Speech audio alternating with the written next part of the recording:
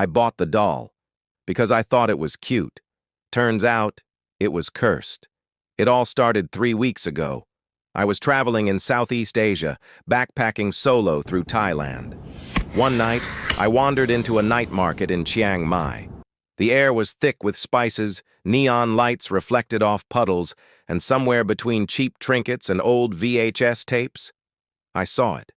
A doll, about 8 inches tall, covered in patchy fur, huge grin full of sharp teeth, black eyes, wide open, smiling at me. Labubu. The old vendor saw me looking and said, "You like?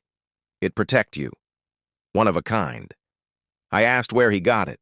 He looked dead in my eyes and whispered, "You don't find Labubu. It finds you." I bought it for $10. Thought it'd be a funny souvenir. Biggest mistake of my life. Scratching sounds at night. Back in my hotel, I put Labubu on the shelf. Didn't think much of it until that night. Around 2:13 a.m., I woke up to scratching. Not on the wall, not on the window. From inside my suitcase. I froze, turned on the light, unzipped the bag slowly. Nothing inside but clothes. But Labubu wasn't on the shelf anymore. I found it, sitting on the bathroom sink, staring into the mirror. That same night, I had a dream. I was standing in a forest, cold, fog everywhere. I could hear children laughing, but I was alone. Then the laughter turned to screaming. I looked down, and my arms were covered in scratches, deep, bleeding. I woke up sweating, lifted my shirt, nothing. But Labubu was now on the edge of my bed. Still smiling, I rushed back to the night market the next evening. I wanted answers, but the old vendor's stall was gone. I asked around. Nobody remembered him, even showed them a picture of the doll. One man pulled me aside and whispered, "You shouldn't have touched it." He told me Labubu is not a toy.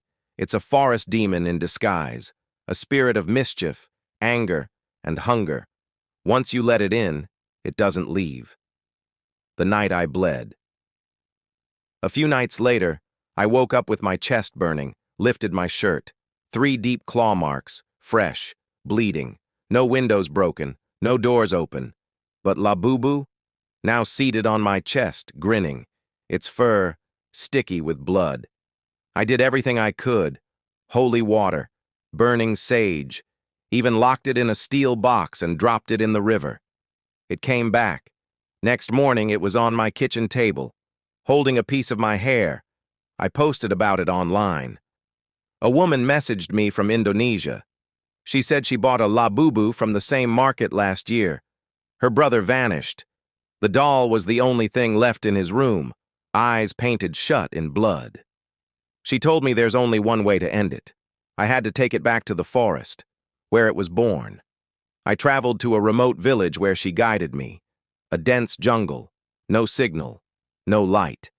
At midnight, I stood where the trees formed a perfect circle, and I heard them, hundreds of whispering voices, laughter. I placed Labubu on the moss-covered rock. It started twitching. Its mouth opened wide, unnaturally wide, and it spoke.